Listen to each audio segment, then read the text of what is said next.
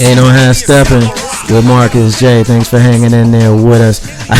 I'm sitting here looking at the fan page. We just got a hit from my main man, Willie, on the MixLR page. He said it was the ghost of Bill Walsh that shut out them lights at the Super Bowl last night. That's funny. That's real funny. Ain't no hand stepping, Marcus J. It's the top of the hour. We usually go into our socially conscious and entertainment hour at this point. We're going to hold on to it, and we're going to get into the final segment in the Super Bowl segment. We want to get this out, and then after this segment, we got an Emmy Award winner that's going to join us here on Ain't No Hashtag with Marcus J. Very, very proud and happy to have Brother Dawood and Yabule on the live line with us to talk about Brother Man Comics. So definitely going to get into that. But before we do that, on the live line with us, we got a good friend of mine right here in Richmond, Virginia. He's a Baltimore Ravens fan, and he's a happy camper. We got my main man, Phil, in Richmond on the line. What's going on, brother? Hey, man, feeling great. Feeling great. Hey, thank y'all for having me on here. We appreciate you joining us. So first thing, we'll get right to it. Your team won. I've been knowing you for a long time, man, and you've been repping them Ravens for a long time. We weren't friends when they won their first one back in 2000 when they beat us, so I didn't have to hear your crap. But you had to hear mine a couple times in the last 5 years after we won them. But you got your chip last night. I'm happy for you. How you feeling? Hey, man, I'm feeling great, man. I tell you, first of all, I like to give props to my man who stepped up, the 49ers fan who's just on here. That's big of him, man.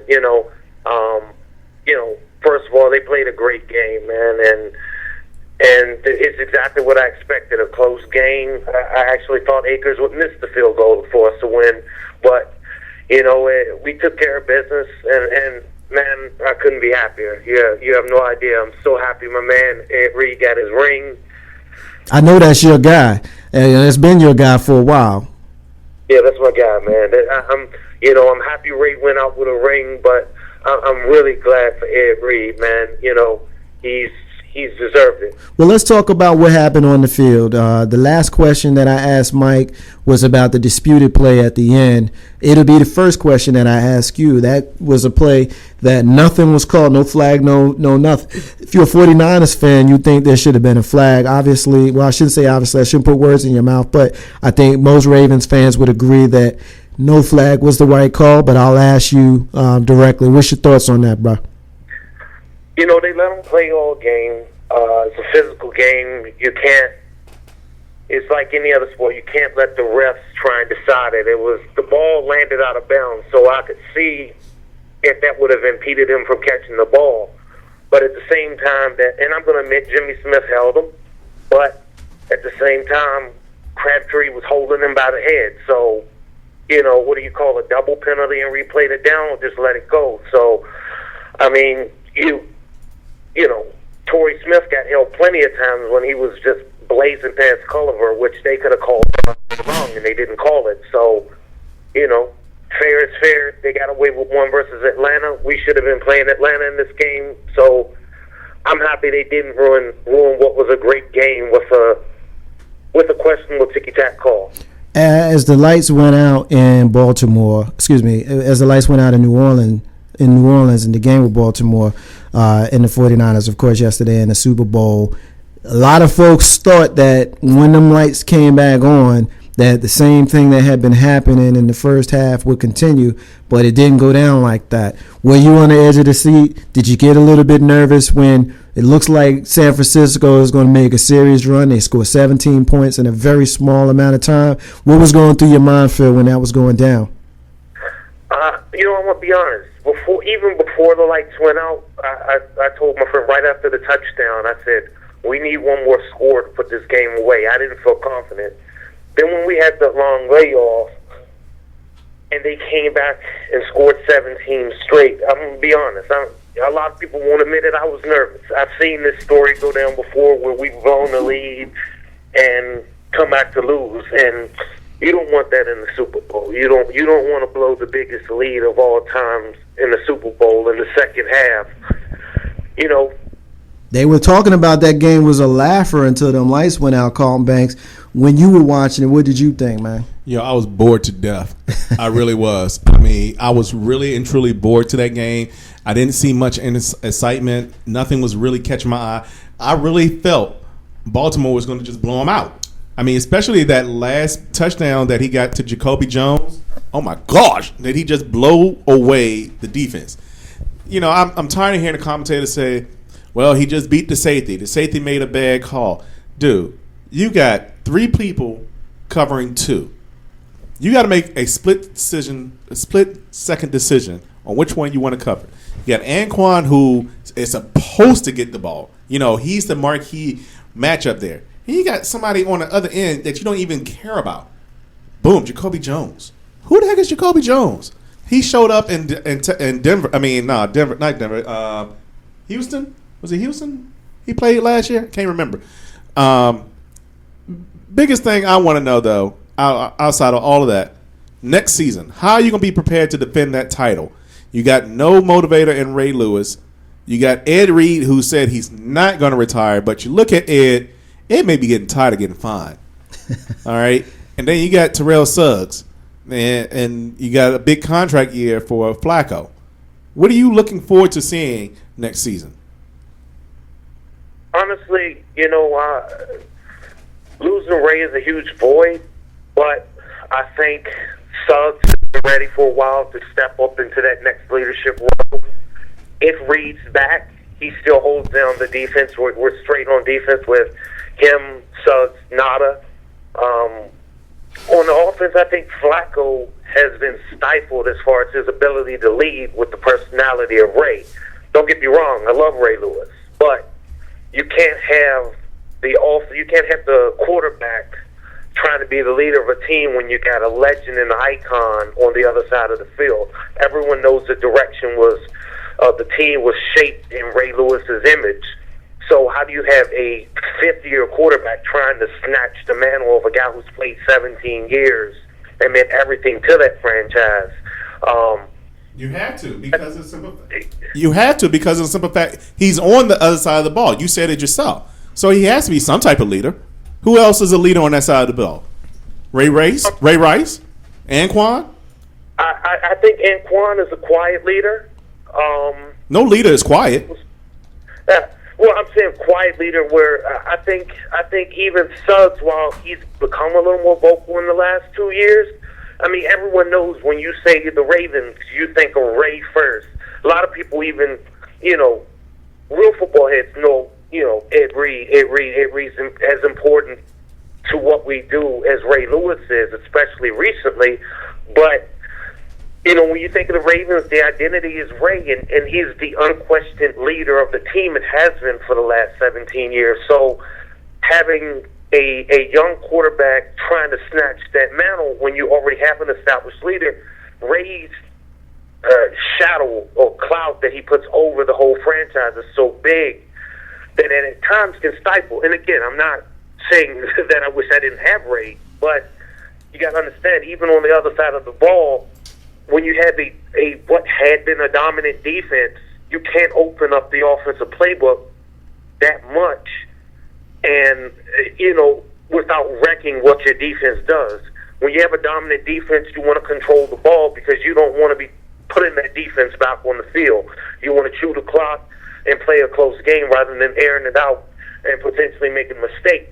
We have to make a transition. There's several other teams that made that transition successfully from a defense-oriented team, and it's Flacco's turn to step up. He, in my opinion, proved that he's worth the contract, and with the contract comes the extra responsibilities of being the man, and that's just what he's going to have to do.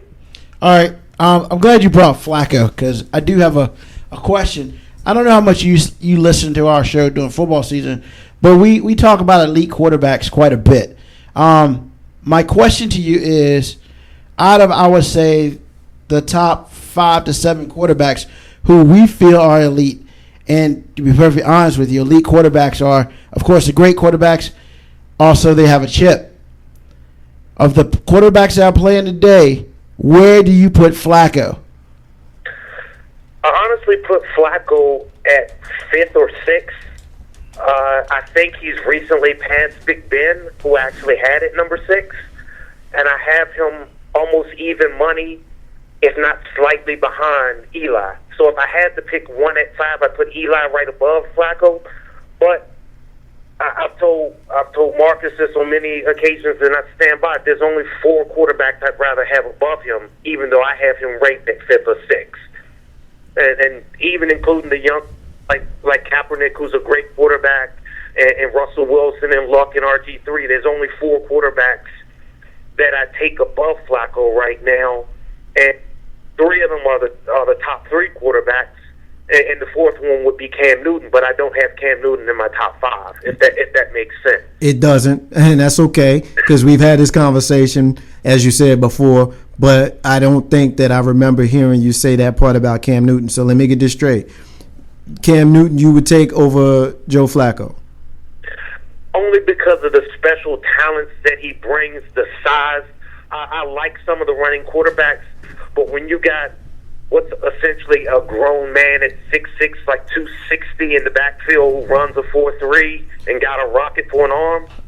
All right, well, here I'm going to take you to task on that. I don't want to make this about Cam Newton. I'm going to come back to the game yesterday real quick. But real quick, all I will say is Cam Newton had 1 good year and Cam Newton had 1 bad year. Now, in his defense, he's on a terrible, terrible team.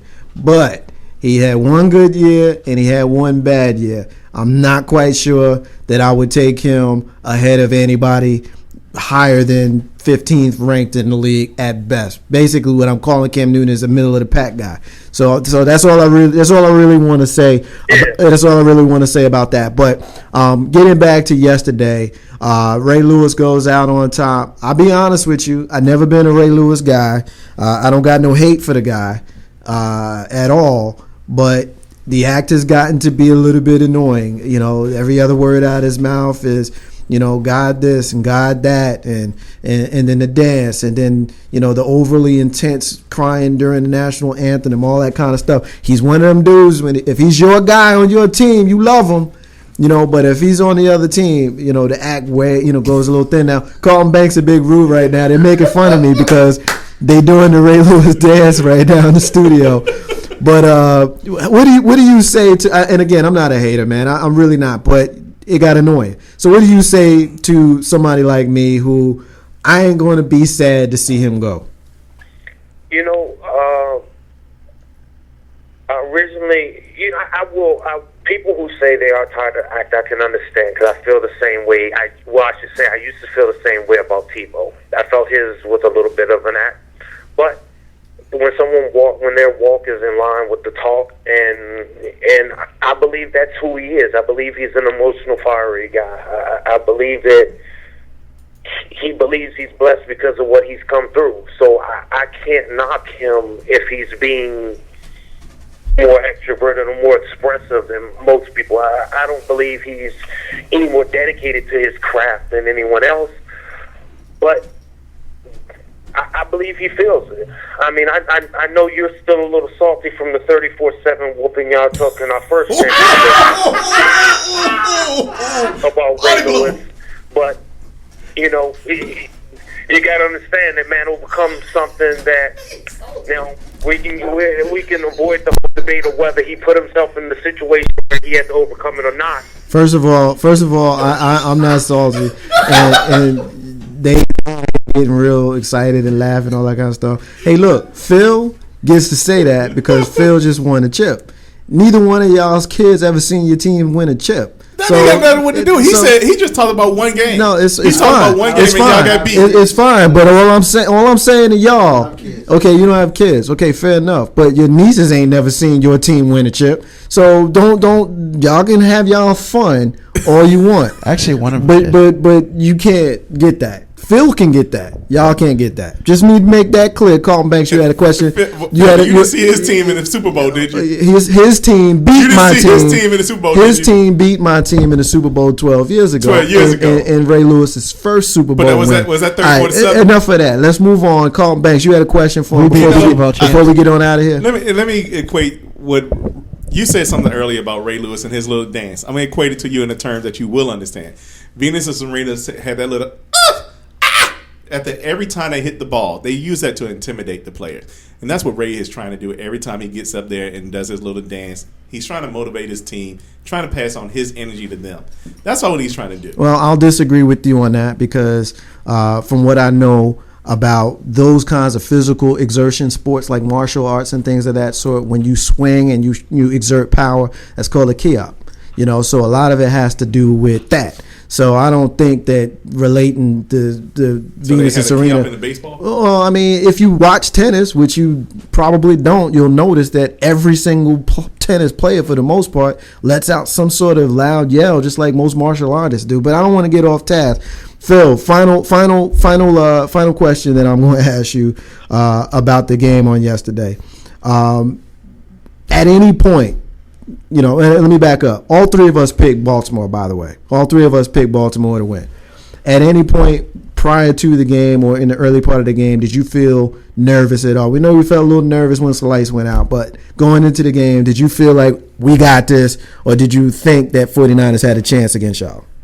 I'm going to be honest. I thought it was the most difficult draw we could have had in the NFC, because they're a physical team that runs the ball well, and we struggled against the run this year. I mean, frankly, point blank. I mean, that we struggled against mobile quarterbacks. That option looked unstoppable. Now granted, we played the Skins and we played that pretty well, but they had a QB with a unique skill set. They have a physical defense. They have a great front seven, and our line until the playoffs hadn't been very good. So when you look at all those things, it wasn't just they got a puncher's shot any given Sunday. It was a legit concern that they're the team. They're essentially our mirror image, 5-10 years younger than us. So when you look at the speed they possess across the field, and the strength and all the talent they have at all the positions of need, it was a good matchup. It was a good matchup, and it was the one, honestly, that if I had my pick, I wouldn't have wanted to play in the Super Bowl, but to get a win versus them in the Super Bowl makes it that much special. Phil, one last question. I asked the other person the same question. Do you feel like that the 49ers, Jim Harbaugh, coach, was scared to play the pistol? Because we didn't see a lot of pistol yesterday, and that was what got them to the dance. Yet they rarely used it. Do you feel like they were scared to use it because of your prior experience with the Redskins? I don't think it was scared. I think they tried to run it on that first series, and they had a couple of miscues in that series trying to run it, get trickery. Suggs actually did a great job of hitting Kaepernick every single play, whether he handed it off or not. So that took kind of the read out of the option, if you will. I mean, I just don't think it was effective as people thought it would be. And so I don't think it was more of a fear. I just think when they realized it wasn't going to work, because we probably spent the good part of the 2 weeks studying that read option game and trying to figure out how to stop it. When they realized it wasn't going to work on the first couple of drives, they had to change. They had to scrap it and do something else. I mean, I don't think it was necessarily a fear thing. I just think it was it's not working. All right, Phil. And the last question, because we really got to go. How did you feel when you saw your kicker running for the touchdown? Boy, that was the dumbest thing I ever seen in my life. Actually, it worked out. It did work out. It was 4th and 9. I'm sorry, I don't want to steal your thunder, Phil, but what do you think? And he came up short, and I didn't understand the call. I appreciated that he showed that he had faith in our defense that we could stop him, and he wanted to prove a point. He wanted to essentially give them what they've been giving everyone else, and if he could have run the score up on them, he probably would have, and get the game over and leave no doubt. So I appreciate the call as far as the faith in the team, but I personally thought it was the dumbest move I seen in the whole game. It's 4th and 9. You left 3 points on the field, but it is what it is. Phil, we got to get out of here. We appreciate you joining us. Congratulations on the Super Bowl win for your team. You guys are now sitting on the top of the National Football League for the next year. Happy for you. Happy for all your Baltimore fans, and enjoy it, bruh. I appreciate it, man. Hey, thank y'all guys for having me on. You got it. Ain't no half stepping with Marcus J. We're going to leave it there. We're going to take a break. And when we come back, we got Dawu Anyabwile, Emmy Award-winning illustrator and creator of Brother Man Comics. We'll be back in a minute. Ain't no half stepping with Marcus J.